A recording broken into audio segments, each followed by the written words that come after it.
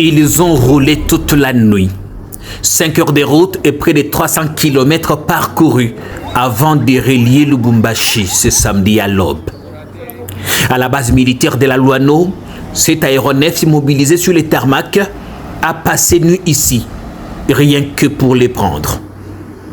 Au sol, le lieutenant-général Jean-Pierre Kassongo Kabouik et le ministre Lualabé de l'Intérieur inspectent les moindres détails pour s'assurer que tout se passe comme prévu. Mais avant l'embarquement, ces candidats, tous venus de Kolwezi, sont systématiquement fouillés.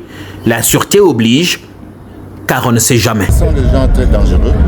Il y a des uns qui ont de briquets, des lames de rasoir. On doit les fuir parce que ce type d'histoire ne peut pas entrer dans l'avion avec ce mec. Dépouillés de tous les objets tranchants et produits inflammables, ils peuvent enfin embarquer à bord.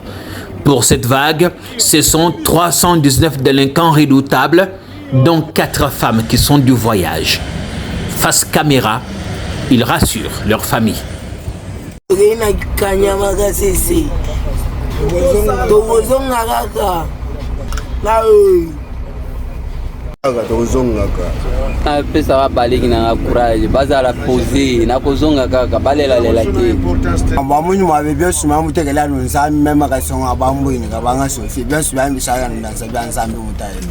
Et n'embarquent dans cet avion que des délinquants bien connus de tout là-bas.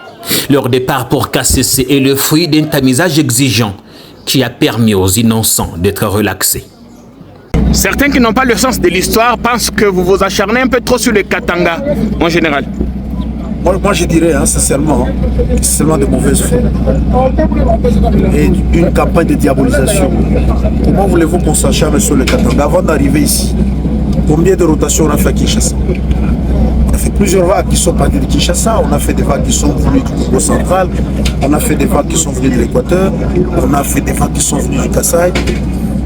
C'est juste la diabolisation, vous voyez. Il y a des gens, il y a des personnes malveillantes qui veulent toujours donner une mauvaise image du service national, une mauvaise image des actions du gouvernement dans l'encadrement de la jeunesse. On ne s'acharne pas. Mais le problème se pose ici, il est réel. À Kolwezi, tout comme ici, le problème est réel. Vous suivez à longueur de journée, les gens se plaignent qu'il y a insécurité, en pleine journée, on est en train de piquer les téléphones, on est en train de tuer des gens, on est en train de faire tout ce qu'on raconte. Les gens veulent une chose et son contraire à la fois. Lorsque ça ne marche pas, ils crient, ils disent l'autorité provinciale ne fait rien. Et quand l'autorité provinciale décide d'entreprendre une action pour mettre la paix dans la ville, on crie encore, oh non, on s'acharne, on fait quoi? Et même si tel était le cas, mais à Kanyamakasi, c'est là où ils vont. C'est pas en prison. On va préparer ces jeunes pour qu'ils soient utiles à la société. Vous avez les résultats. Je suis quand même curieux que jusqu'à ces jours, qu'il y a encore des gens qui parlent de l'acharnement. Je sais pas, c'est compliqué. Vous savez, politiquement, moi je ne suis pas politicien, politiquement ils sont motivés. Mais moi, en tant qu'électricien, moi en tant qu'officier, je dis, nous devons donner la chance à toutes les provinces. Nous disons et nous demandons à ceux-là qui sont derrière ces luttes, qui sont derrière cette campagne de diabolisation, d'arrêter. Ont déjà été une fois victimes de l'attaque de ces jeunes gens? Peut-être non, c'est pourquoi ils parlent. Mais qui posent la question à ceux-là qui ont été victimes de ces jeunes gens. Sans problème.